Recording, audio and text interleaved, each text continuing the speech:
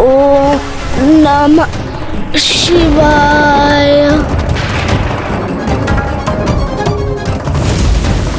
ओम नमः शिवाय। ओम नमः शिवाय। ये कैसी शीतलता का प्रभाव हो रहा है मुझ पर। मेरी उष्णता, मेरा ताप जैसे छिन गया हो मुझसे। ओम नमः शिवाय। ओम नमः शिवाय।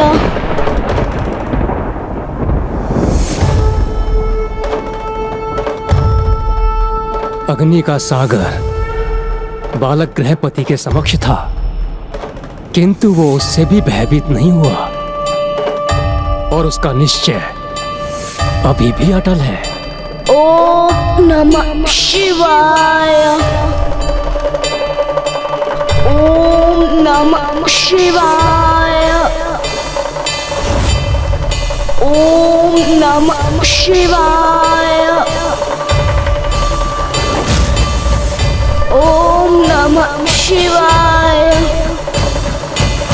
ओम नमः शिवाय।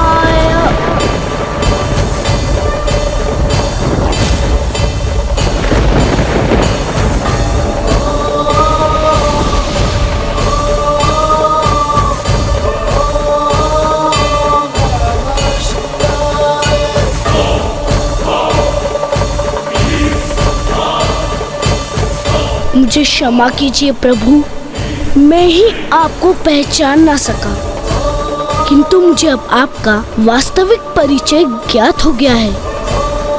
आप तो और कोई नहीं, स्वयं मेरे प्रभु महादेव है।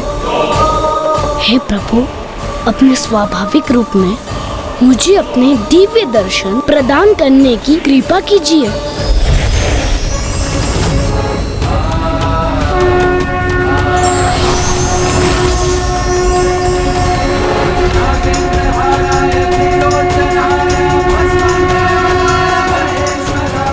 अर्थात प्रभु तो पूर्व में ही वहां पहुंचकर अपने भक्त की परीक्षा ले रहे थे।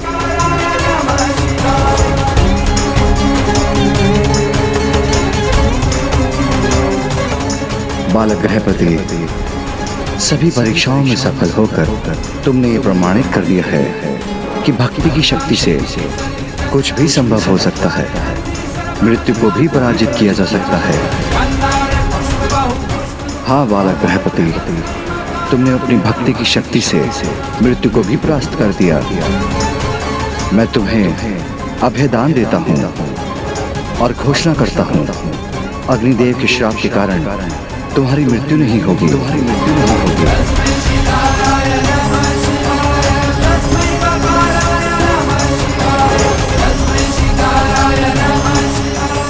प्रभु महादेव ने स्वयं इस ऋषि पुत्र बालक को मेरे श्राप से मुक्त कर दिया।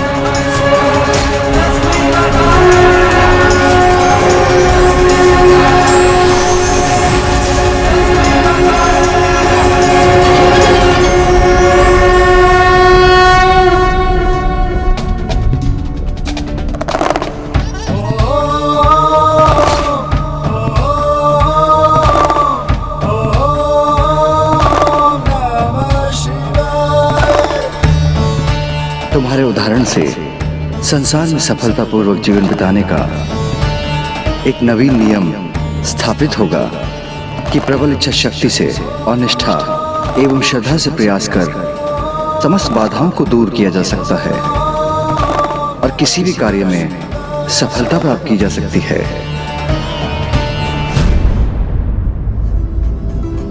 हे महादेव, आपने मेरे श्राप से इस बालक को तो मुक्त कर दिया, किंतु अब मेरी गति क्या होगी? क्योंकि अब ताप के स्थान पर मैं शीतलता का विस्तार कर रहा हूं। इस प्रकार तो मेरा अस्तित्व ही मिट गया प्रभु। यह तो मेरा अंत का ही सूचक है, किंतु मेरा ऐसा क्या दोष था जिससे मुझे इतना कठोर दंड प्राप्त हो रहा है? और बालक गृहपति के पिता का क्या दोष था अग्निदेव, जिसको आपने शापित किया? हे अग्निदेव, मेरा तो एकमात्र आशय था कि मैं उस बालक और ग्राम को अनिष्ट से सुरक्षित रख सकूं, इसलिए मैं अपना धर्म निभाकर पुण्य कर्म कर रहा था। एक निर्दोष निरीह शिशु की रक्षा करने का ही तो धर्म निभाया था उन्होंने।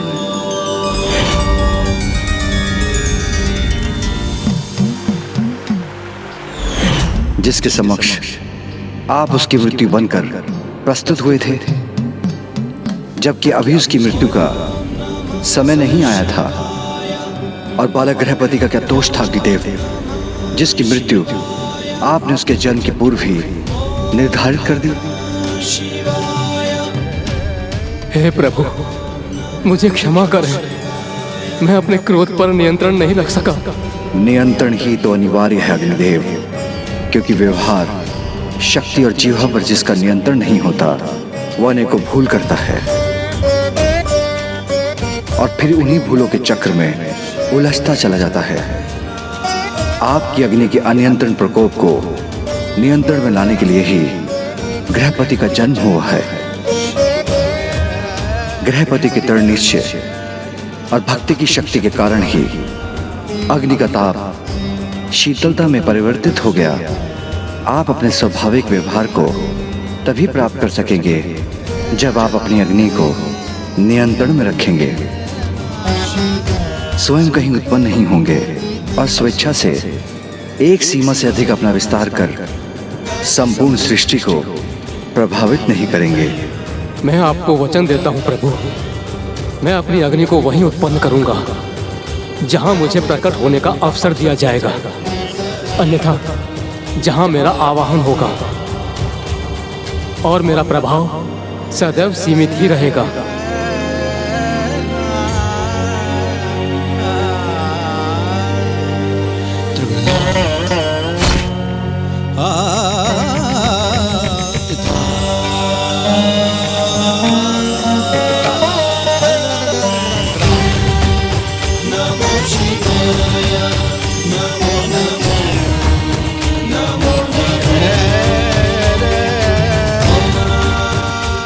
प्रभु, आपका कोटि कोटि धन्यवाद प्रभु, आपका कोटि कोटि धन्यवाद। प्रभु, जब अग्निदेव ने स्वयं पर नियंत्रण रखने का वचन दे ही दिया है, तो संसार में एक और नियम स्थापित होना चाहिए। अग्नि के प्रति सबको सदा सचेत रहना चाहिए। अग्नि के उपयोग के उपरांत उसे अवश्य बुझाना चाहिए। आनंद और व्यसन के लिए अग्नि का उपयोग कभी नहीं होना चाहिए। तुमने सर्वथा उचित कहा बालक गृहपति। आज के उपरांत तुम्हारी कथा से समस्त जगत अग्नि के उपयोग के नियम को सदा स्मरण रखेगा और मैं तुम्हें सभी दिशाओं का नियंत्रक होने का आशीष देता हूं कि तुम अग्नि को किसी भी दिशा में आवश्यकता से अधिक बढ़ने से रोकोगे। और जिस पार्थिव शिवलिंग का तुमने निर्माण किया है वह अग्नेश्वर लिंग के नाम से प्रतिष्ठित है। अग्नेश्वर लिंग के नाम से प्रतिष्ठित है। वह अग्नेश्वर लिंग के नाम से प्रतिष्ठित है।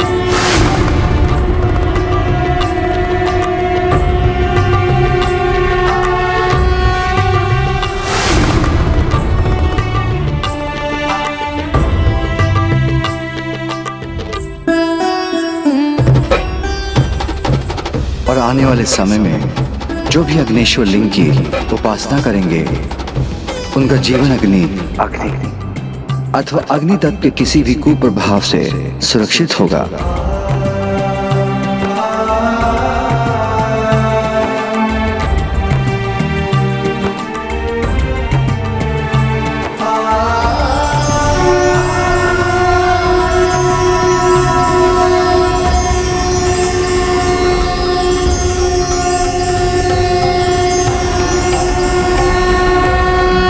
प्रभु गृहपति की जय, प्रभु गृहपति की जय, प्रभु गृहपति की जय।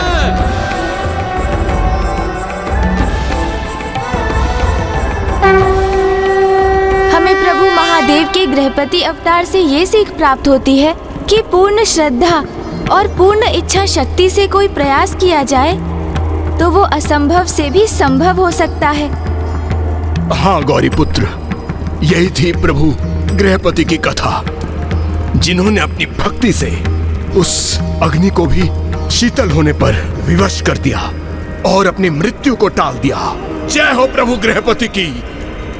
जब तक मैं प्रभु के गृहपति अवतार की कथा संपन्न नहीं कर देता, तब तक आप समस्त प्रयास करते रहिए, किंतु मेरे पास इतना समय नहीं कि मैं उन्हें असफल होता देखता रहूं। मुझे दिवस के अंत तक लंका अवश्य पहुंचना है। प्रभु गृहपति की कथा भी पूर्ण होने वाली है। अब मेरे पास अधिक समय शेष नहीं है। कुछ भी हो जाए, किंतु मैं प्रभु के आत्मलिंग को लंका नहीं जाने दे सकता। इसलिए मुझे अपनी शक्ति में वृद्धि कर लंकेश को रोकना ही होगा। लंकेश जो कर रहे हैं वो किसी भी दृष्टि से उचित नहीं, किंतु फिर भी वो अग्नि के इतने प्रचंड प्रभाव को सहकर भी आत्मलिंग को स्वयं से दूर नहीं होने दे रहे हैं। ऐसा कर वो भी प्रभु महादेव के प्रति अपनी अटूट भक्ति का ही उदाहरण प्रस्तुत कर रहे हैं। लंकेश की प्रभु भक्ति के समक्ष मुझे एक बार पुनः विवश होकर उनके लिए विघ्नहर्ता बनना ही पड़ेगा।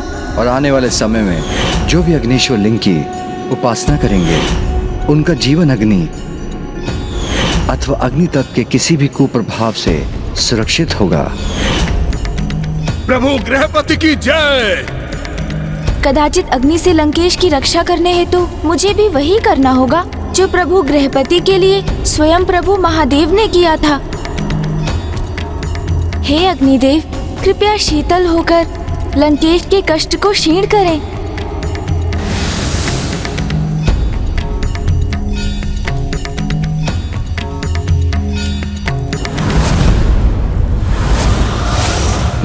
ये कैसे संभव है? मेरी शक्ति से उत्पन्न अग्नि अचानक शीतल कैसे हो गई? ये प्रभु गृहपति के नाम को उच्चारण करने का और उनकी कथा सुनाने का सुफल है ये। रुक जाइए नंदेश्वर जी, अपनी तपोशक्ति को व्यर्थ ना कीजिए, क्योंकि लंकेश रावण हूं मैं। मुझे कोई क्षति नहीं पहुंचा सकता, किंतु यदि मैं चाहूं तो तुम सभी शिवगणों को इसी क्षण मिटा सकता हूं। लंकेश, ये मात्र तुम्हारा भ्रम है कि तुम मुझे अथवा अन्य शिवगणों को कोई क्षति पहुंचा सकते हो।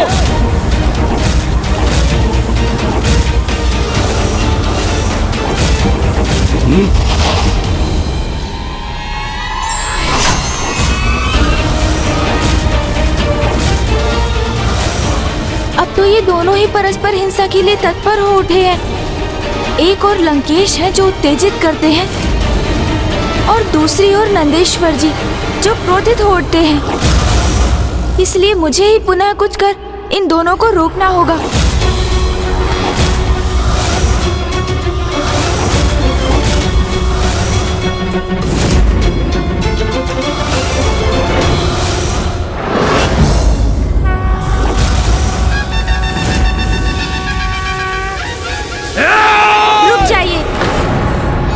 सावधान, आप में से कोई भी इस रेखा का उल्लंघन नहीं करेगा।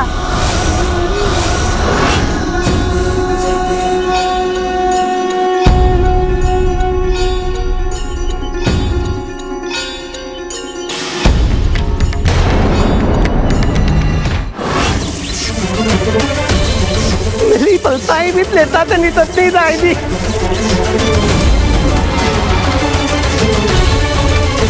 हे गणपति जी, आप इस लंकेश का साथ क्यों दे रहे हैं? मैं यहाँ लंकेश का नहीं, धर्म का साथ दे रहा हूँ नंदेश्वर जी, क्योंकि प्रभु के आत्मलिंग को शक्ति और हिंसा से प्राप्त करना सर्वथा अनुचित है।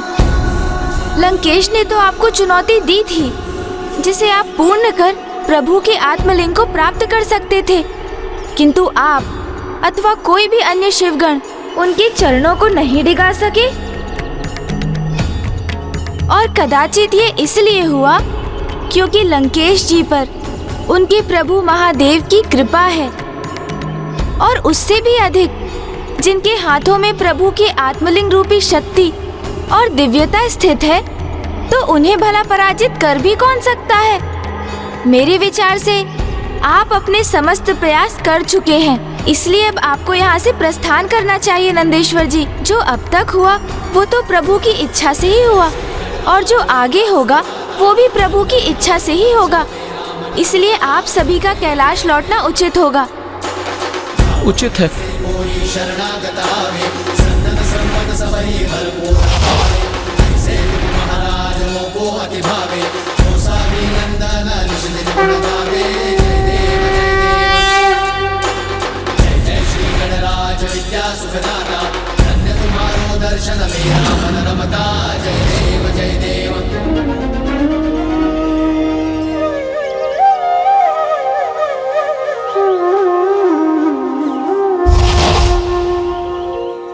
ये तो सर्वथा उचित हुआ गौरी पुत्र कि आपके समझाने पर सभी यहाँ से लौट गए, अन्यथा मैं अपना नियंत्रण खो बैठता। किंतु मुझे इसकी अपार प्रसन्नता है जिन्होंने अग्नि को नियंत्रित किया। प्रभु शिव शंकर शंभु के उन्हीं के अवतार प्रभु बृहस्पति ने मेरे चारों ओर छाई अग्नि को भी शीतल कर मेरा ही साथ दिया। तब तो हमें उनकी स्तुति करनी चाहिए लंकेश। कदाचित वो प्रसन्न होकर हमें अपने दर्शन प्रदान करेंगे। हाँ हाँ, अवश्य।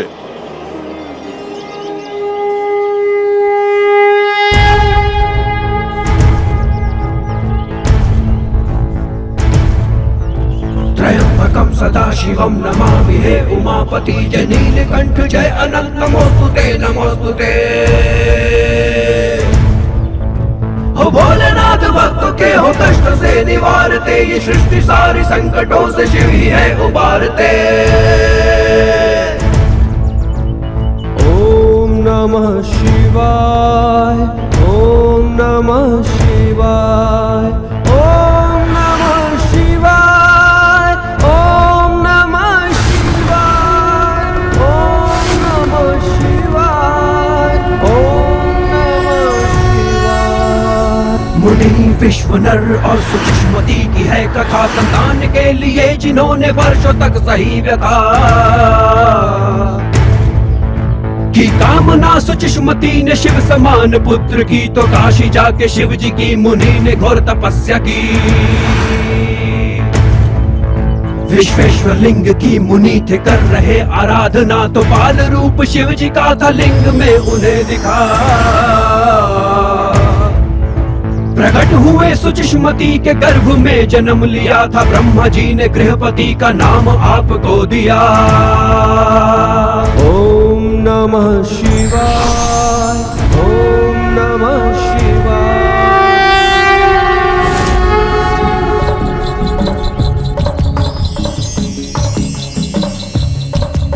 प्रणाम प्रभु गृहपति।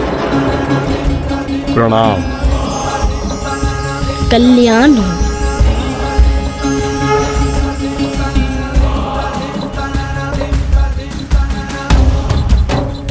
ये तो मेरा परम सौभाग्य है प्रभु कि आपकी मुझ पर प्रत्यक्ष अथवा परोक्ष रूप से अपार कृपा दृष्टि सदैव बनी रहती है, जिसके परिणाम स्वरूप नंदी जी की तपो अग्नि भी शीतल हो गई।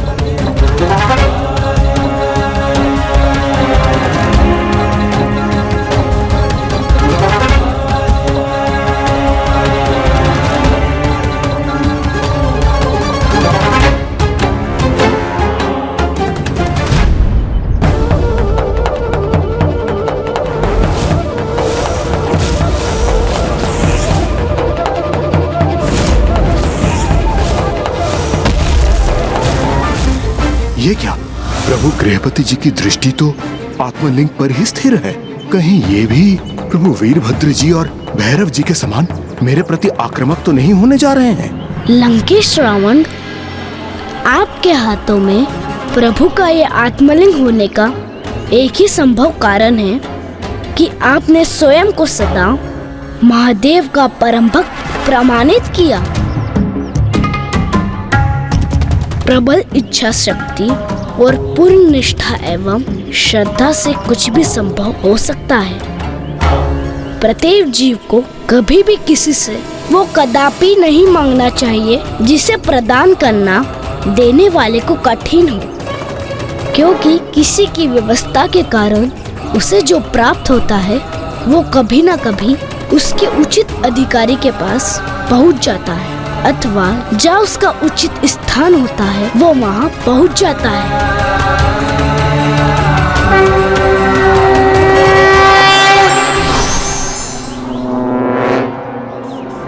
प्रभु गृहपति की सीख नंदी जी के लिए सर्वथा उचित है गौरीपुत्र, क्योंकि प्रभु के जिन आत्मलिंग पे मेरा अधिकार है वो नंदी जी के इतने प्रयासों के उपरांत भी मेरे साथी हैं। सत्य है, कभी कभी अहंकारवश बड़े से बड़ा ज्ञानी भी छोटी सी बात का गूढ़ रहस्य समझने में असमर्थ हो जाता है। गौरीपुत्र शरव अवतार ये उन दिनों की कथा है जब आपके मामा श्री हरि नारायण अपनी एक तुच्छ सी विजय के पश्चात अपना संपूर्ण विवेक ही खो बैठे थे और उन्हें स्वयं के कुछ अधिक ही शक्तिशाली होने का भ्रम भी हो गया था।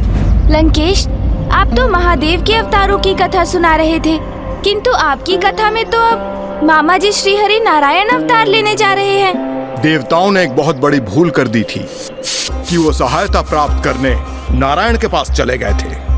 यदि वो मेरे आराध्य प्रभु महादेव शिव शंकर शंभू के पास जाते तो नारायण को अवतार लेने की आवश्यकता ही नहीं होती, क्योंकि नारायण के इस अवतार के उपरांत मेरे प्रभु महादेव ने उन्हें रोकने के लिए अवतार लिया था। ऐसा क्या हुआ था लंकेश कि मामा जी श्री हरि नारायण को रोकने के लिए स्वयं प्रभु महादेव को अवतार लेना पड़ा? गौरीपुत्र, नारायण ने अवतार लेकर हिरण्यकश्यप के अंत करने की घोषणा की, किंतु हिरण्यकश्यप तो किसी भी उपाय से अपने पुत्र का वध करने के लिए अडिग था। तू मेरा पुत्र नहीं, शत्रु है, और आज मैं तुम्हारा वध करूंगा। असुरों में सर्वोच्च अवश्य हैं आप, किंतु जन्म और मृत्यु आपकी नहीं, श्री हरि की इच्छा से होते हैं। तो क्या तुम्हारे श्री हरि मुझसे भी तुम्हारी रक्षा करेंगे? अवश्य। श्री हरि, श्री हरि, श्री हरि। दिखो, मुझे तो नहीं दिखते तुम्हारे हरि। कहाँ है वो? अगर तुम्हारी रक्षा करने आए हैं तो कहाँ है वो? बोलो, दिखाओ मुझे, कहाँ है वो? प्रभु नारायण हरि तो सर्वत्र है पिताश्री, कोई ऐसा स्थान नहीं जहाँ वो नहीं हो। अच्छा, तब फिर तो इस गदा में भी है जिससे मैं तुम्हारा वध करने वाला हूँ। अवश्य है पिताश्री, खड्ग में है, खम्भ में है, जहाँ दृष्टि जाती है, जहाँ नहीं भी जाती है, सभी स्थानों पर है मेरे प्रभु श्री नारायण। तुम्हारे कहने का अर्थ है कि वो मुझ में है, तुम में है, इस स्तंभ में भी है। अवश्य। तो ठीक है, अगर मुझे तुम्हारे श्री हरि इस स्तंभ में नहीं दिखे तो सर्वप्रथम मैं तुम्हारे शीश के अनेकों टुकड़े कर दूंगा। ओम नारायणाय नमः, ओम नारायणाय नमः।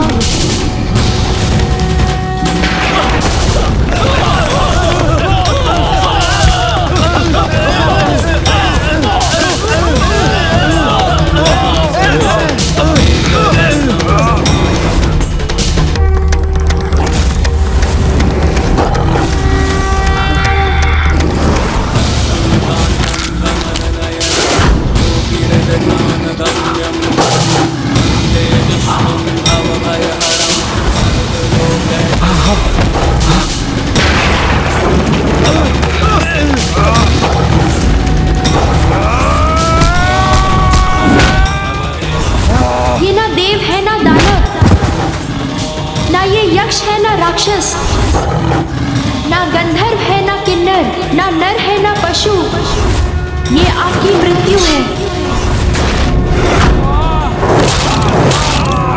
ना भीतर ना बाहर, ना आकाश ना पाताल, ना जल में ना थल पर, ना दिवस है ना रात्रि है, ये स्थान और ये पल दोनों आपकी मृत्यु के लिए है।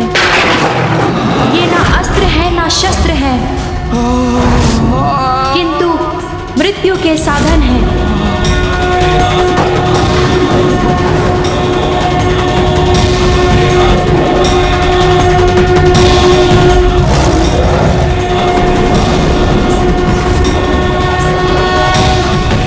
इस दुष्ट हिरण्यकश्यप के वध से स्वर्गलोक, पृथ्वी और पाताल तीनों लोग इसके आतंक से मुक्त हुए।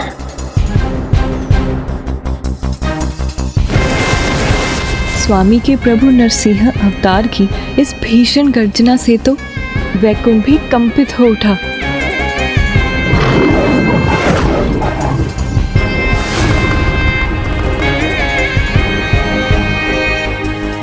भ्राता श्री हरि नारायण का यह अपार क्रोध कैसे शांत होगा? जिस अनर्थ का मुझे अनुमान था, आखिर वही होने जा रहा है। ये मात्र एक गर्जना नहीं थी गौरी पुत्र, अपितु यह भीषण स्वर तो आगामी सर्वनाश का संकेत था, क्योंकि हिरण्यकश्यप के वध के उपरांत नारायण के अवतार नरसिंह के क्रोध की कोई सीमा ही नहीं रही। ये विजय उनकी बुद्धि पर हावी हो गई थी और वो अपने अनंत क्रोध के प्रदर्शन से उसका आनंद मनाने लगे थे, जिसके कारण सृष्टि पर महासंकट छा गया।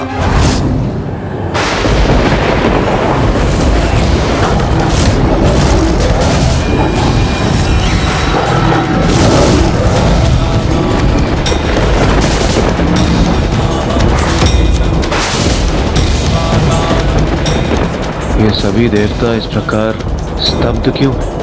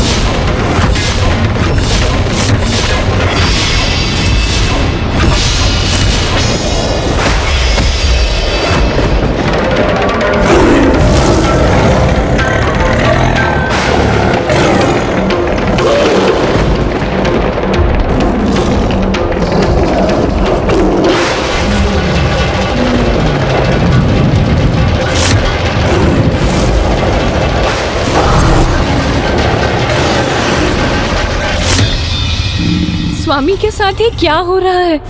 वो अपने स्वाभाविक स्वरूप में क्यों नहीं लौट रहे हैं?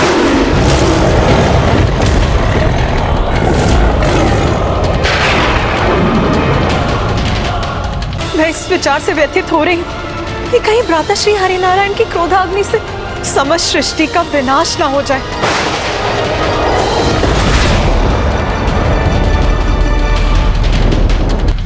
स्वामी, आप तो अपने ध्यान में भी इतने विचलित प्रतीत हो रहे हैं। अवश्य आपको भी यही चिंता सता रही है।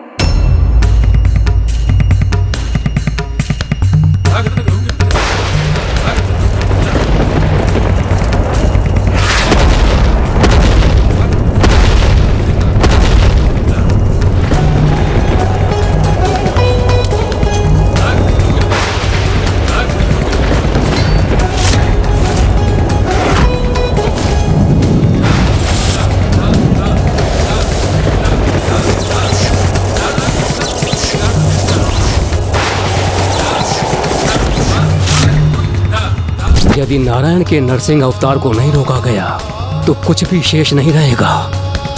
यह समस्त पृथ्वी धधकते लावे से ढक जाएगी। वो जीवन के योग्य कैसे रह सकेगी? वो तो एक अग्नि के गोले के समान सौर्य मंडल में स्थित रहेगी।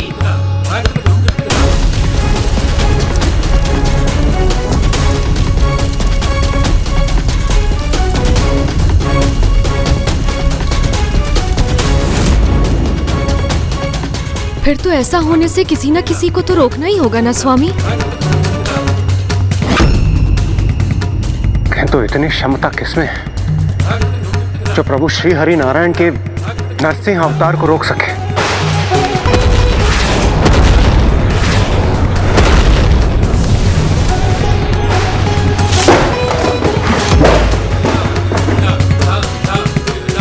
हाँ देवराज, किसमें है इतना सामर्थ्य?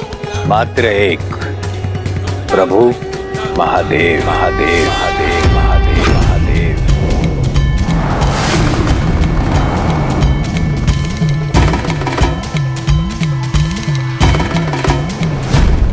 लंकेश, तो क्या सभी देवता प्रभु महादेव के पास गए? फिर प्रभु महादेव ने क्या किया?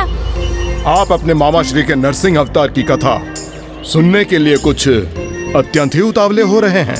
लंकेश, मैं तो सभी श्रेष्ठ कथाओं का श्रवण करने के लिए और उनसे उचित ज्ञान प्राप्त करने के लिए सदैव उत्सुक और उतावला रहता हूँ। फिर क्या हुआ लंकेश?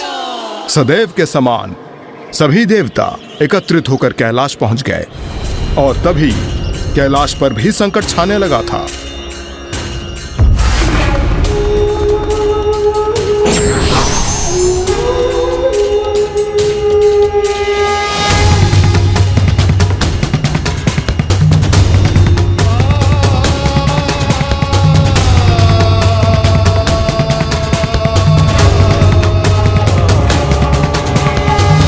हे प्रभु शिव शंकर, हे भोलेनाथ, अब तो हम सबको आपका ही आसरा है। हे प्रभु हर कृपा कीजिए, हर लीजिए सृष्टि पर छाए संकट को।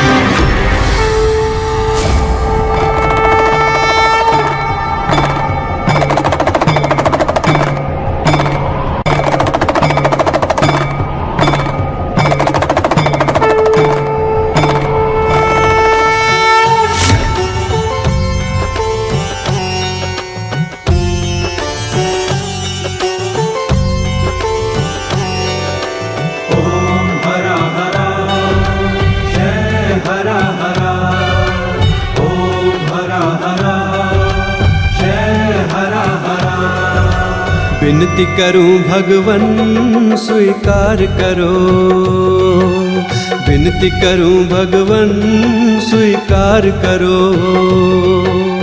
इस सृष्टि का तुम ही उद्धार करो, उद्धार करो। विनती करूं भगवन स्वीकार करो। रच दो लीला अब हरी, रच दो लीला अब हर चाहे फिर से एक अवतार धरो, अवतार धरो। विनती करूं भगवन स्वीकार करो, विनती करूं भगवन स्वीकार करो। ओम हरा हरा जय हरा हरा,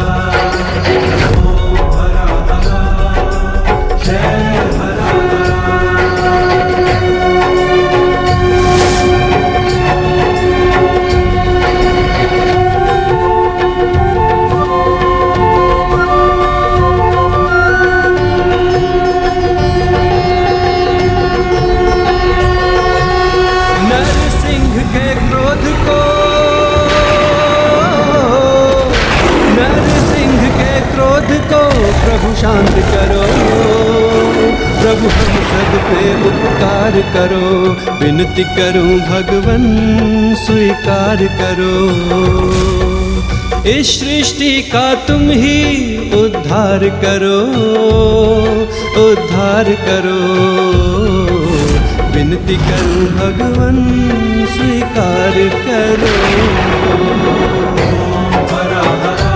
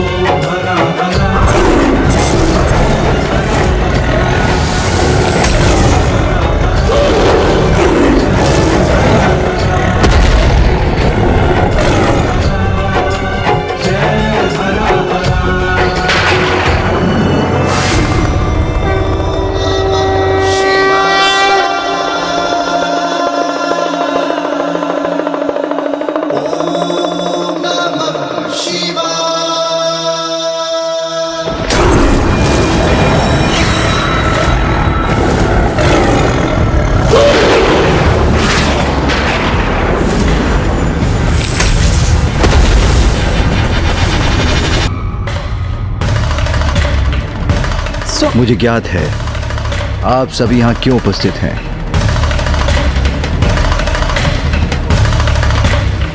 और मुझे ये भी ज्ञात है कि मुझे क्या करने की आवश्यकता है।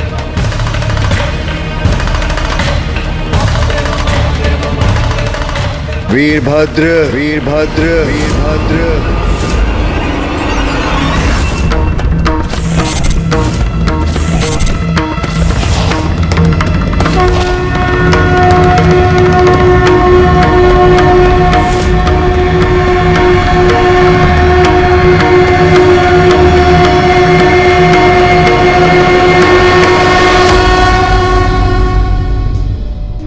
वीरभद्र जी, उनका आवाहन किया पिताश्री ने, किंतु क्यों लंकेश? हाँ गौरी पुत्र, जिस प्रकार आप अभी अचंभित हैं, उसी प्रकार तब देवी पार्वती प्रभु के इस निर्णय को सुनकर स्तब्ध रह गई थी। श्री हरि नारायण के नरसिंह अवतार का सामना अब वीरभद्र जी से होगा, इसकी कल्पना से ही वो चिंतित हो उठी थीं।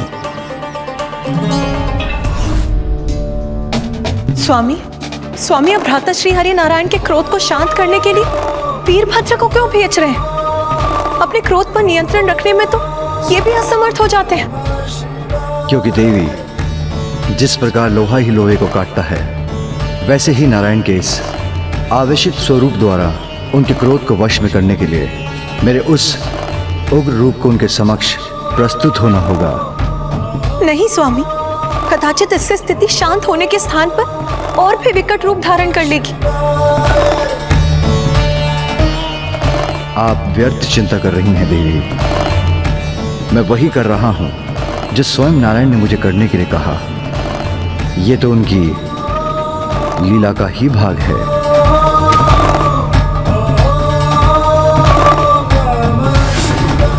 ऐसा करने के लिए मामा जी श्री हरि नारायण ने कहा था, ये उनकी लीला है। मैं कुछ समझ नहीं सका लंकेश। पिताश्री मामा जी श्री हरि नारायण की किस लीला का उल्लेख कर रहे थे? कदाचित आपके मामा श्री हरि नारायण को यह ज्ञात था कि अकेले स्वयं पर नियंत्रण पाने में वो असमर्थ होंगे, इसलिए हिरण्यकश्यप का वध करने से पूर्व उन्होंने प्रभु महादेव शिव शंकर शंभु से भेंट की। हे जगत पिता, आप सर्वज्ञ हैं, सर्वव्यापी हैं, रुद्र भी हैं और भोलेनाथ भी। भक्तों के लिए आप दया सागर हैं और दुष्टों के लिए संहारक भी। आपकी जटाओं में स्वयं देवी गंगा विराजमान है और आपके शीश पर स्वयं चंद्रमा। हे चंद्रमौली, हे देवाधिदेव, आपकी महिमा अपरंपार है। मैं जगत का पालनहार, जगत के कल्याण का अपना दायित्व निभाने हेतु आपसे एक सहायता का निवेदन करने आया हूं। क्योंकि हे महादेव, ब्रह्मदेव के वरदान की मर्यादा का उल्लंघन किए बिना उस दुष्ट हिरण्यकश्यप के वध हेतु मुझे एक क्रूर उग्र रूप धारण करना होगा।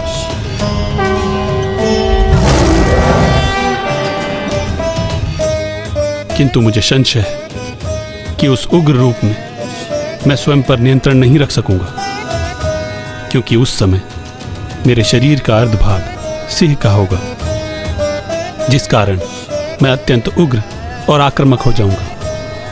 किंतु इस परिस्थिति की यही विडंबना है कि परिणाम कुछ भी हो, किंतु मुझे अपने भक्तों की रक्षा और संसार के कल्याण हेतु ये स्वरूप धारण करना ही होगा।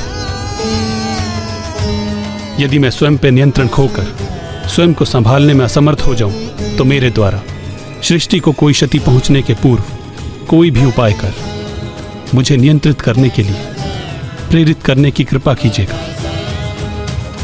फिर भले ही इसके लिए आपको अपने किसी भी स्वरूप में मेरे समक्ष क्यों ना आना पड़े। हे भोलेनाथ, आप साम, दाम, दंड, भेद किसी भी प्रकार मुझे अवश्य रोक लीजिएगा। आप निश्चिंत रहिए श्री हरि नारायण। आपको आपके इस अवतार में स्वयं शांत होने के लिए कुछ समय अवश्य दूंगा मैं। किंतु यदि फिर भी आप अपने क्रोध पर नियंत्रण न कर सके, तो समय रहते जो आवश्यक होगा वो अवश्य करूंगा मैं।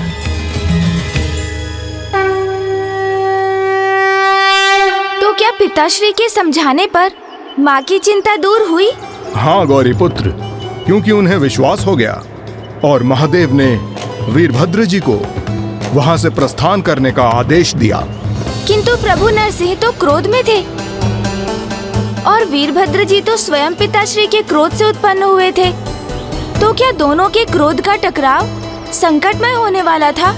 गौरी पुत्र, प्रभु महादेव शिव शंकर शंभु ने स्वयं ही कहा था कि लौह ही लौह को काटता है।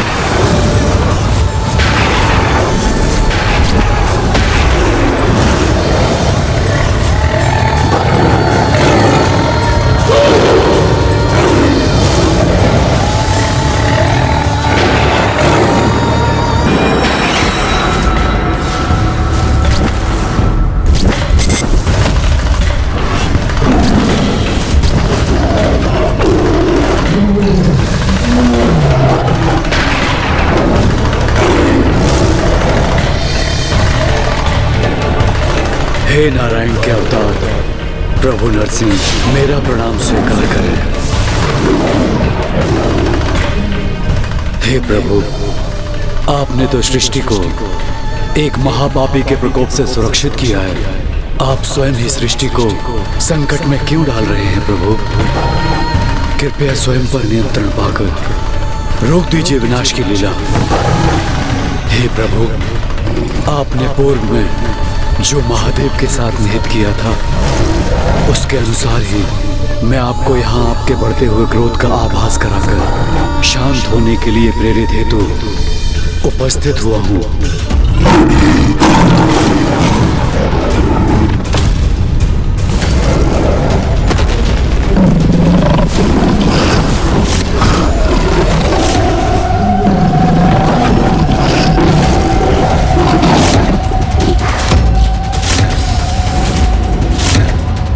इस समय प्रभु के नरसिंह अवतार को समझा के शांत करना असंभव के समान है।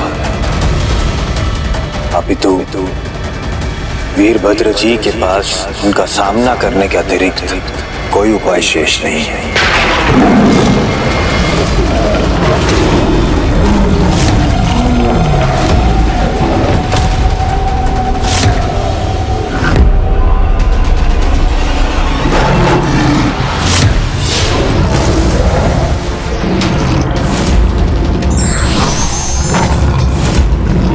कदाचित आपको रोकने के लिए मुझे शक्ति का प्रयोग करना ही होगा।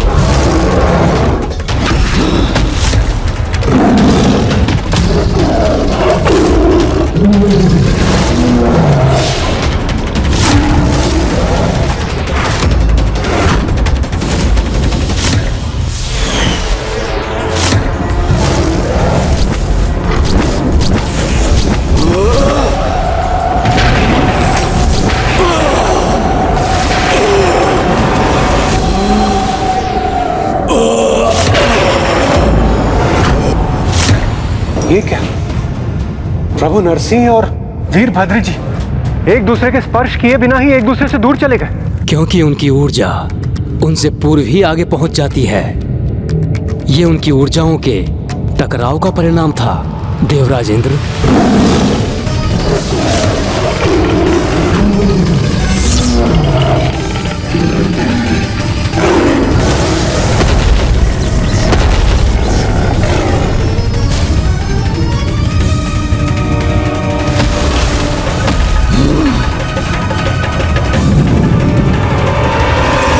हे नरसिंह अवतार, मुझे आप पर अस्त्र शस्त्र का प्रयोग करने के लिए विवश मत कीजिए। कृपा करके शांत हो जाइए।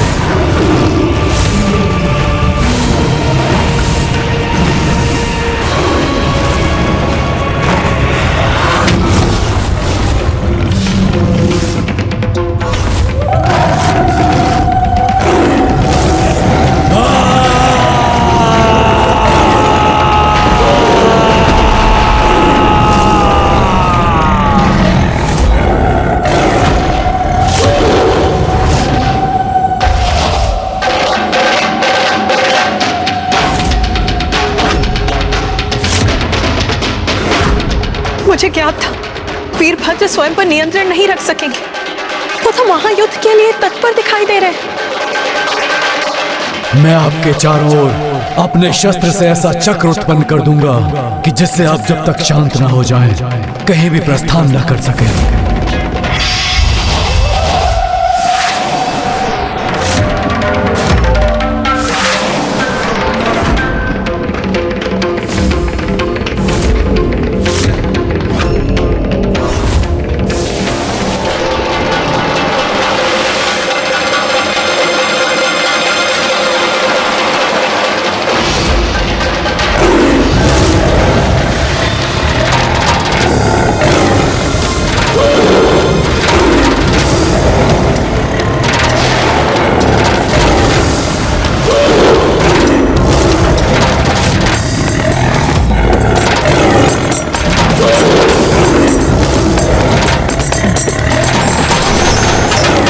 इन्होंने तो मेरे शस्त्रों को ही नष्ट कर दिया। जब उनके अस्त्र ही नष्ट हो गए तो वीरभद्र जी प्रभु नरसिंह को कैसे रोकेंगे?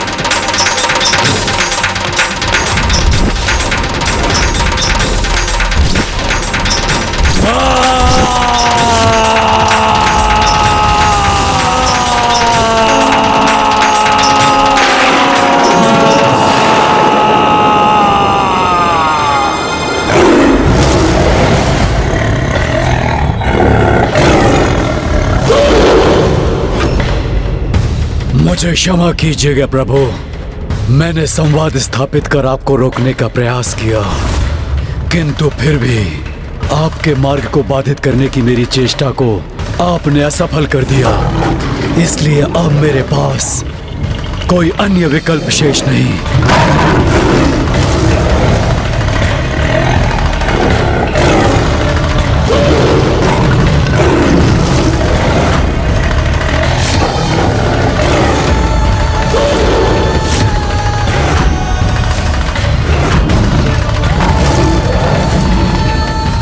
प्रभु, मेरा अनुरोध सुनिए, लौट आइए अपने स्वाभाविक रूप में।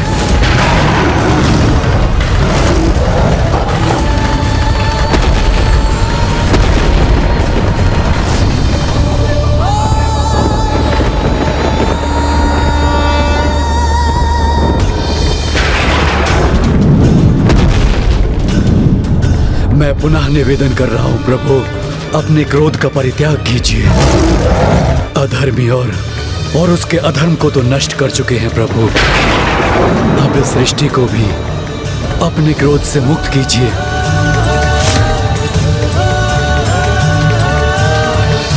मेरी गुहार सुनकर शांत होने के लिए कोटि कोटि धन्यवाद।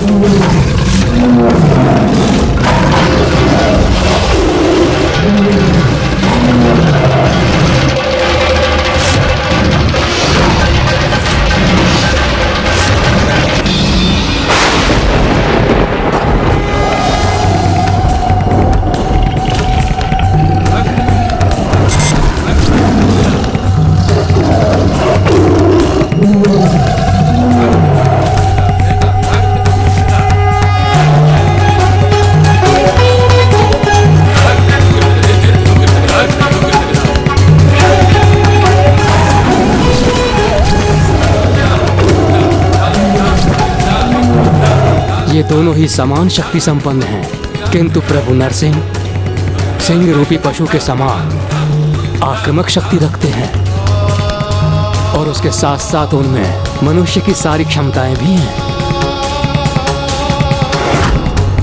इसलिए प्रभु वीरभद्र इतने सामर्थ्यवान होने पर भी प्रभु नरसिंह को रोकने में असमर्थ हो रहे हैं।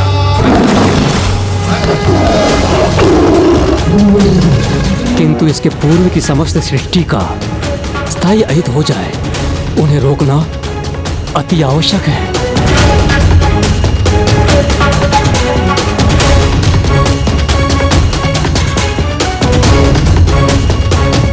अब सभी ग्रह धधकते लावा से घिर जाएंगे और सृष्टि का सर्वनाश हो जाएगा।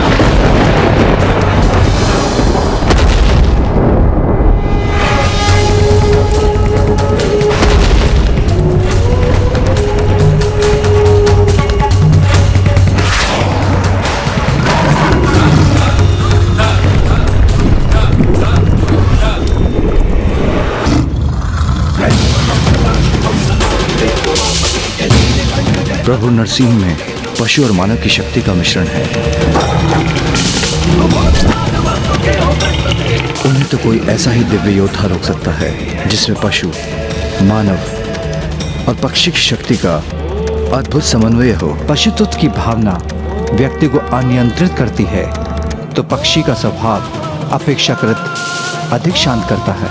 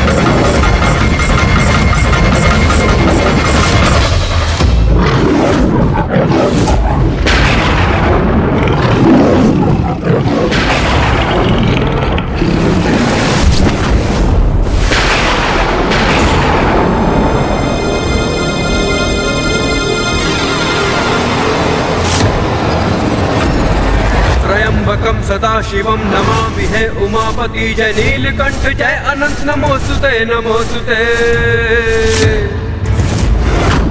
हो भोलेनाथ भक्त के हो कष्ट से निवारते, ये सृष्टि सारी संकटों से शिव ही है उबारते। ओम नमः शिवाय, ओम नमः शिवाय, ओम नमः शिवाय। ये अद्भुत दिव्य योद्धा कौन है जिनके समक्ष प्रभु नरसिंह और वीरभद्र जी के विराट स्वरूप भी छोटे प्रतीत हो रहे हैं? विशाल पंख सिंह स्वरूप सर्प का पुकार था, विचित्र रूप था लिया ये शर्व अवतार का। नरसिंह के अहंकार को आसन बना दिया, जगत का बार है कल्याण शिव जी ने किया। ओम नमः शिवाय, ओम नमः शिवाय, ओम नमः शिवाय, ओम नमः शिवाय, ओम नमः शिवाय, ओम नमः शिवाय। त्रयंबकम सदा शिवम नमामि है उमापति जय नीलकंठ जय। ये तो स्वयं महादेव के सर्वाधिक उग्र शरभ अवतार हैं। ये प्रभु शर्भेश्वर है। कष्ट से निवारते, ये सृष्टि सारी संकटों से शिव ही है उबारते। प्रभु शर्भेश्वर, प्रभु शर्भेश्वर, प्रभु शर्भेश्वर।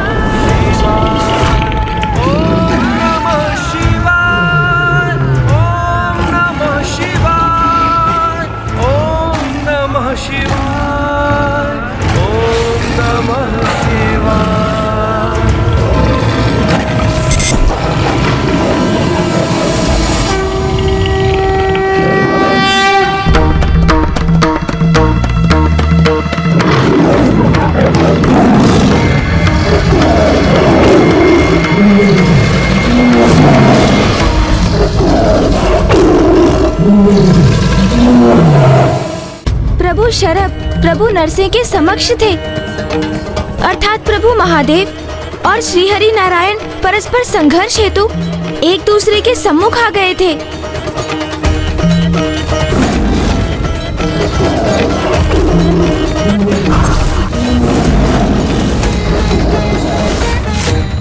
किंतु लंकेश, ऐसी महान शक्तियों के संघर्ष से सृष्टि पर छाया संकट कहीं और तो नहीं बढ़ गया था, क्योंकि प्रभु नरसिंह की क्रोधाग्नि के प्रभाव से सृष्टि तो पूर्व से ही महासंकट में थी।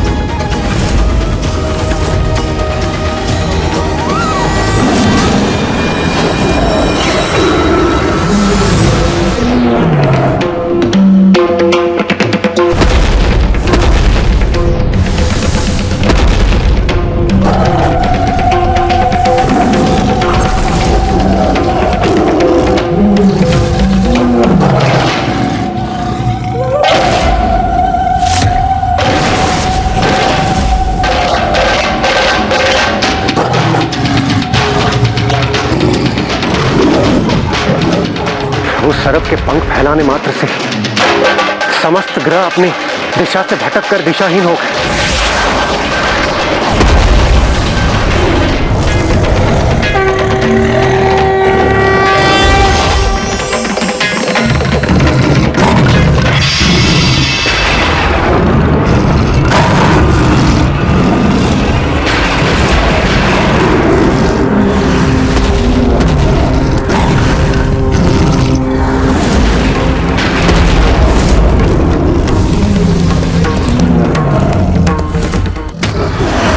नरसिंह की एकमात्र गर्जना से उन ग्रहों पर ज्वालामुखी उत्पन्न हो रहे। यदि उनके मध्य संघर्ष हुआ तो कुछ भी शेष नहीं रहेगा।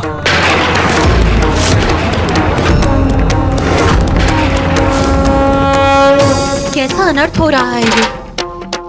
महादेव और स्वामी का ये परस्पर संघर्ष सर्वथा अनुचित है।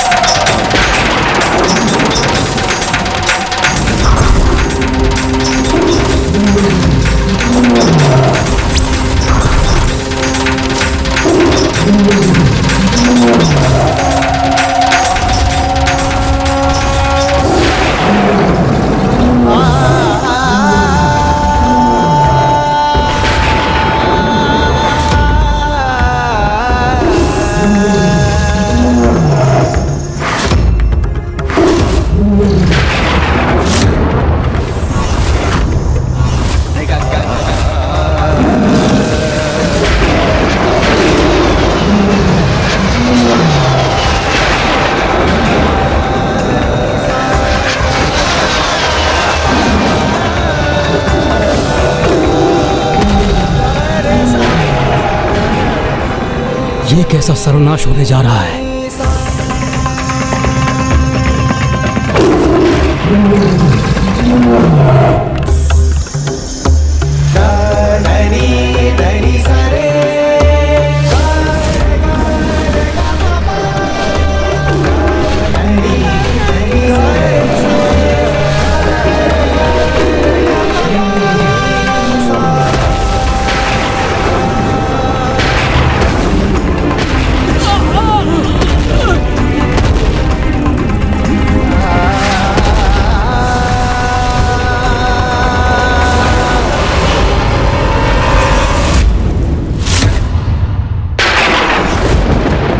अनिष्ट, घोर अनिष्ट होगा।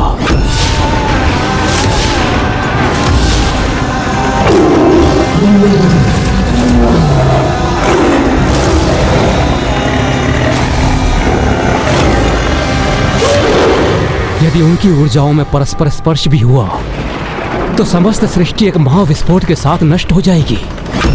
सब कुछ अंधकार में विलीन हो जाएगा और अंधकार के अतिरिक्त कुछ भी शेष नहीं रहेगा।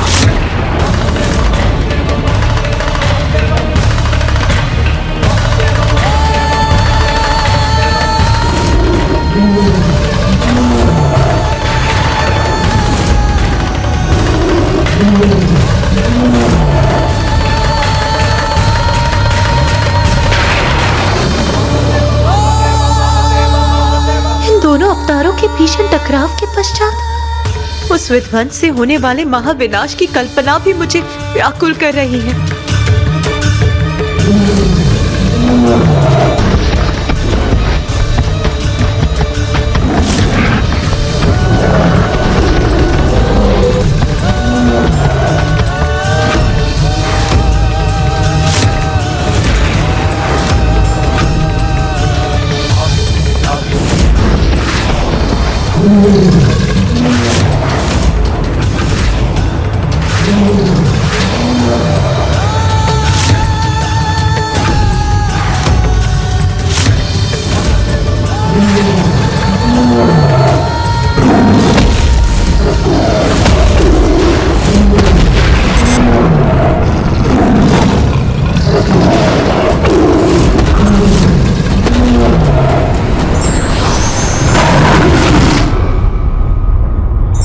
ईश्वर की लीला कभी कभी संघर्ष का रूप ले लेती है, किंतु उस संघर्ष के पीछे भी उद्देश्य जगत का कल्याण ही होता है।